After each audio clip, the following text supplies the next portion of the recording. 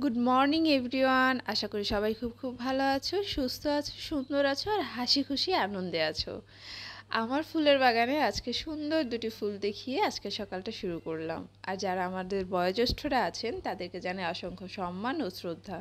আমার পুদিনা পাতা গাছগুলো প্রায় সবগুলোই মারা গিয়েছে, কয়েকটি বেঁচে আছে। আর এগুলো ফেলে দেওয়ার না কারণ হচ্ছে ওগুলোর নিচে মানে ভেতর দিয়েও হচ্ছে তোমার শেকড় গজিয়েছে, তাই আমি ফেলাচ্ছি না। সকালবেলা উঠেই রুমটাকে একদম ঝকঝকে তকতকে করে নিলাম, কারণ আমি উঠেছিলাম অনেকটাই সকালে। উঠে রান্নাবান্না করে ওকে খাইয়ে বিদায় দিয়ে তারপর আমি ব্লগটা শুরু করছি। আজকে সকালে রান্না করেছিলাম তেলাপিয়া মাছ আলু দিয়ে টমেটো দিয়ে। মাছ অবশ্য নেই, শুধু আলু টমেটো আছে। ভাত রান্না করেছিলাম আর হচ্ছে রাতেই করলা ভাজিটা করে রেখেছিলাম। করলা ভাজি আর পেঁপে সবজি করেছিলাম রাতে, তো সেটাই এখন আছে। তার ওগুলো খেয়ে আর তারপর সকালবেলা উঠে রান্নাও করেছি। এক বালতি কাপড় চোপড় ভিজিয়েছিলাম, সেগুলোও ক্লিন করা শেষ। আসলে সকাল সকাল উঠলে অনেক কাজই করা যায় এবং অনেকটা কাজ করার এনার্জিও পাওয়া যায়। আর আমার জন্য এখানে মশলাদার চা রেডি করছি, আর হচ্ছে বুটের ডাল দিয়ে খাসির মাথা রান্না করেছিল আম্মু, তো সেখান থেকে আমাকে কিছুটা দিয়ে দেওয়া হয়েছিল, সেটাই আজকে বের করে গরম করে নিচ্ছি। আর এই চাটাতে আমি অনেকটা গোলমরিচ দিয়েছি, যেটা কিনা হচ্ছে আমাদের এই বর্তমানে সিজনাল যে অসুখগুলো আছে সেগুলোর জন্য খুবই ভালো। আজকে সুজির হালুয়া হবে, সেটার জন্য একটু রেডি করছি। আর ও যাওয়ার আগে আমাকে বাজার দিয়ে গিয়েছে হচ্ছে এক মূলা শাক আর কলমি শাক। তো ভাবছি কোন মূলা শাকটা আমি খাই, ও খায় না, আর কলমি শাকটা আমরা দুইজনই খুব পছন্দ করে খাই। তারপর একটু বাইরে যাব, তাই একটু রেডি হচ্ছিলাম। তো বাইরে যাওয়ার জন্য একদম রেডি হয়ে গেছে। এখন হচ্ছে বাইরে যাব, সব কিছু অফ করাও হয়ে গেছে, তারপর এসে নাস্তা করব। বাইরে যাওয়া তো নয়, মনে হচ্ছে যে জেনে শুনে আগুনে ঝাঁপ দেওয়া। এত গরম, এত রোদ।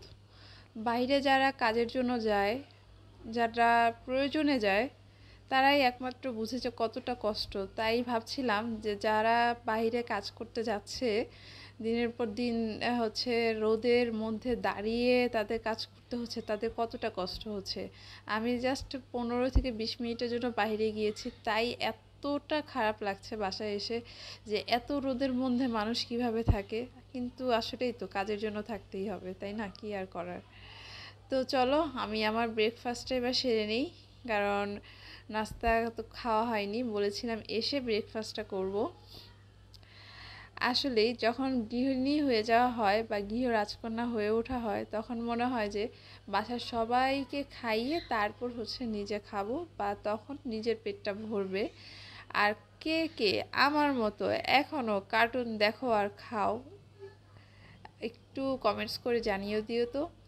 আমি তো এখন পর্যন্ত কার্টুন দেখি আর খাই, আমার এটা খুবই ভালো লাগে। আর আমাকে মনে হয় 24 ঘন্টা কার্টুন আর বই দিলে আমার আর কিছুই এই জীবনে লাগবে না। যদি সাইড নয়েজ হয়ে থাকে তাহলে অবশ্যই তোমাদের কাছে ক্ষমা প্রার্থী। আর হচ্ছে সকালবেলা ভাবলাম রুটি না খেয়ে হচ্ছে, যেহেতু একটু ভাত আছে, ভাতটাই খেয়ে নিই। আর ভাতটাও আমি খেতাম না যদি না এই করলা ভাজিটা থাকতো। আর করলা ভাজি তো আমার বেশ পছন্দের, বেশ পছন্দের, যেটা একদম অতুলনীয়। তারপর চাটা নিয়ে বসলাম, চায়ের সাথে দুটো বিস্কিটস নিয়েছি, কিন্তু নেক্সট ডে কেন যেন আর বিস্কিট দুটি খাওয়া হয়নি, চাটাই খাওয়া হয়েছে, বেশ ভালো লেগেছে। তারপর এতক্ষণ পর সময় পেলাম আমার সবচেয়ে প্রিয় জিনিসটি করার জন্য, যেটা হচ্ছে হেয়ার অয়েলিং। হেয়ার অয়েলিং করতে আমার ভীষণ ভালো লাগে, তাই এখন একটু নিজের চুলের যত্ন দিয়ে নিচ্ছি, কারণ এবার একটু চুলের যত্নে মনটা দেওয়া দরকার। কারণ একটু আমার চুলটা উস্কো খুস্কো হয়ে গেছে, মানে অনেকটা ড্রাই একটা ভাব চলে এসেছে। এই যে দেখো, একদম চারিদিক অন্ধকার, জানি না ফোন থেকে কতটা বোঝা যাচ্ছে।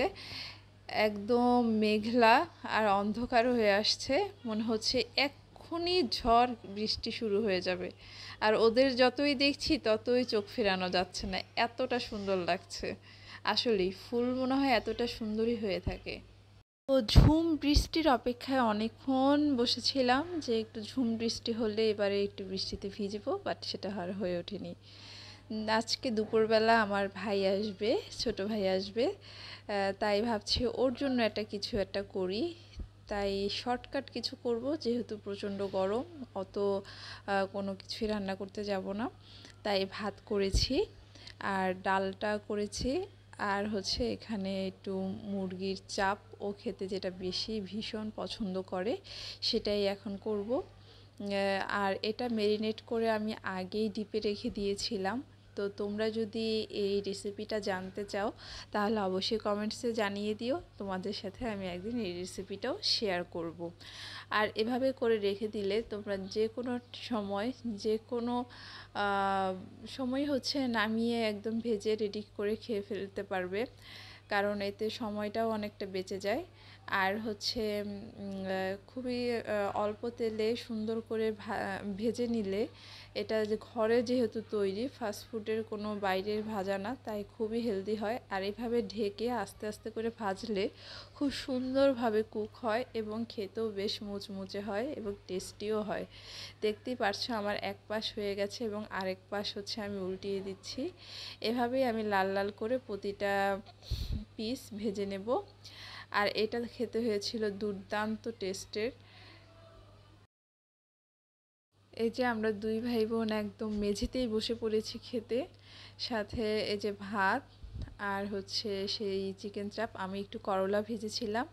আর আমরা এখানে মুভি দেখছি ল্যাপটপে আর খাচ্ছি। আর দুইজনের তো গল্প ছিল অনেক অনেক অনেক দিন পর আবার একসাথে। আর এখানে কবুতরের মাংস ছিল, তো জমিয়ে একটা খাবার হয়ে গেছে। তারপর রাতের বেলার জন্য রান্না করলাম সুজির হালুয়া, পেঁপের সবজি, যেটা ওর খুব পছন্দ, আবার রান্না করতে হলো রাতে আমার, আর হচ্ছে কলমি শাক ভাজি। তো আজকের ব্লগটি এই পর্যন্তই। সবাই ভালো থাকো, সুস্থ থাকো আর হাসি খুশিতে